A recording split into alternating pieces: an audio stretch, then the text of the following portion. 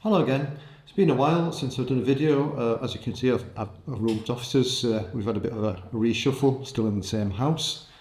And I've got a nice view, which you can't see.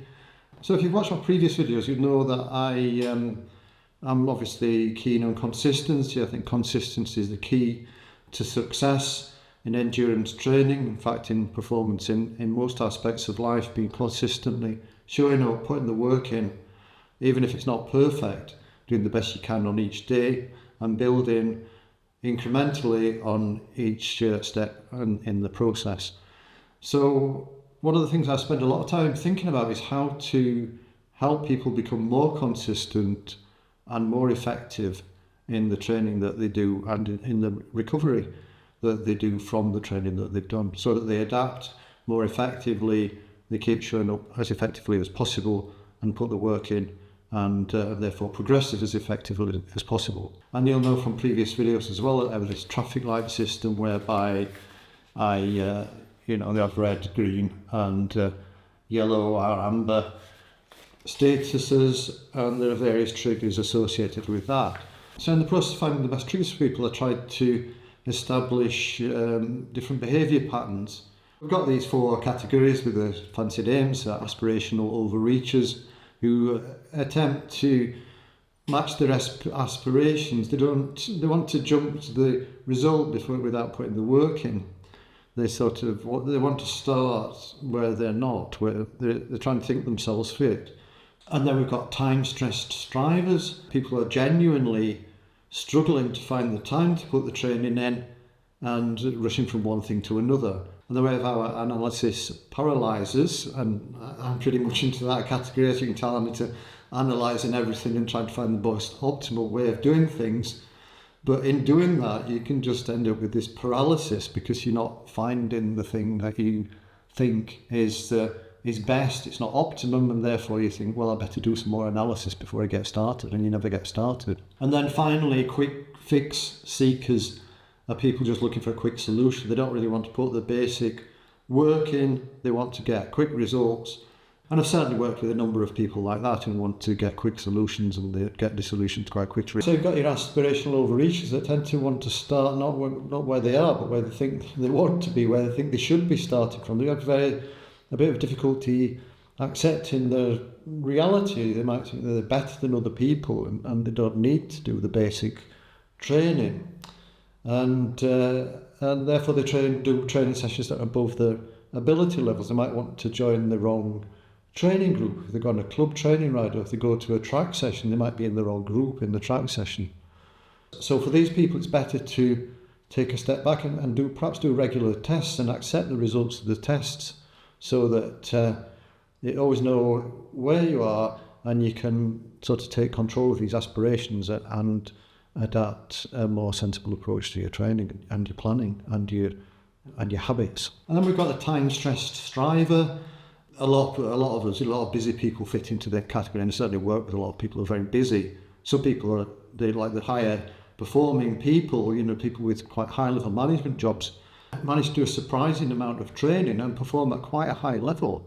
They're just very good at managing their time. But the good ones, I can think of one person in particular, he's very good at managing his energy levels. So he sort of understands his personality. He's been a cyclist for a number of years. He's been a very good cyclist and is a very good cyclist for his age.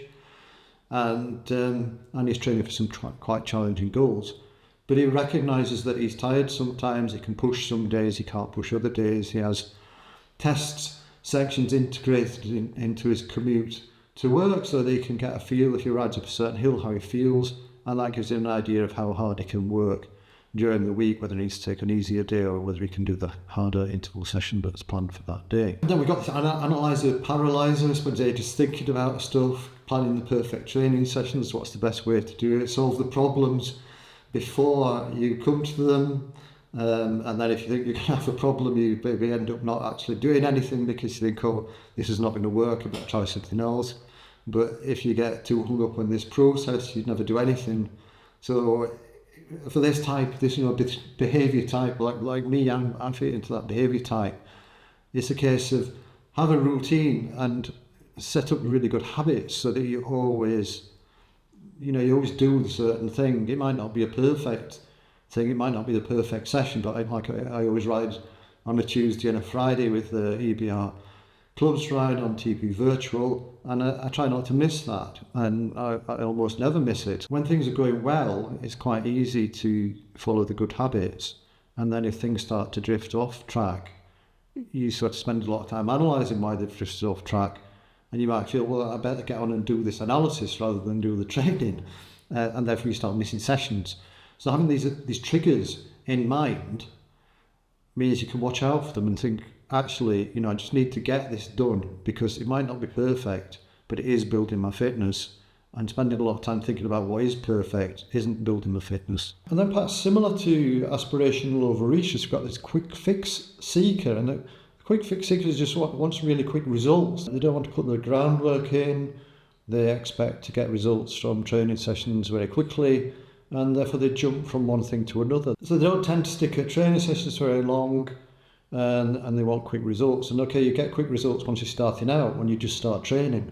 But after a while, once you've built a certain base level of fitness, it takes time to develop and get your body to adapt. So, you might start doing, there's classics of 4 by 8 minutes or 5 by 5 minutes to try and improve your FTP if you're a cyclist, or improve your threshold pace if you're a runner.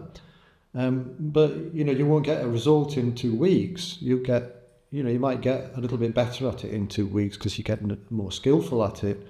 But in terms of a real physiological change, you're not going to change your FTP in 2 weeks. It might take 6 weeks or a couple of months, or it might take a year to change it if you're at a really good level and you've been training optimally.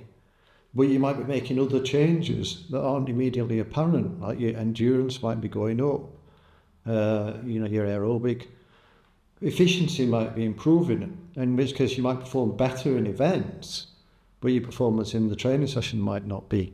It might not be showing in the training. So trying to do something that gives you information that shows that you're making an improvement is useful. Taking steps, finding some steps that keep you motivated, because it's very easy to lose motivation if you're a quick fix seeker. You're always looking for that magic solution. Well, there aren't really magic solutions in endurance sports. It's a case of being consistent, like I said at the start, following a good process, and building on it each small incremental step in fitness, trying not to lose too much fitness if you have a setback, doing good things to get yourself back on track as quickly as possible. So if you're a quick fix seeker, then be mindful of that, try and be as consistent as possible, get some good habits, and try and give yourself some little rewards so that you're getting rewards consistently, and that can keep you on track. It's actually quite useful to have some sort of quantitative way. Like a quantitative way of being subjective is basically what the traffic light system is. But you can see the table is a summary of the 4 categories, and you could score each of the 4 categories if you just set up a little spreadsheet, 1 to 5 or 1 to 10 or whatever scale you like, and show what percentage of each behaviour type you fit into, and in that way you can then be mindful of your likely behaviours under certain circumstances, your likely triggers that might derail you, and the best way to plan your training and work with your mindset to create useful and effective habits and behaviours and routines.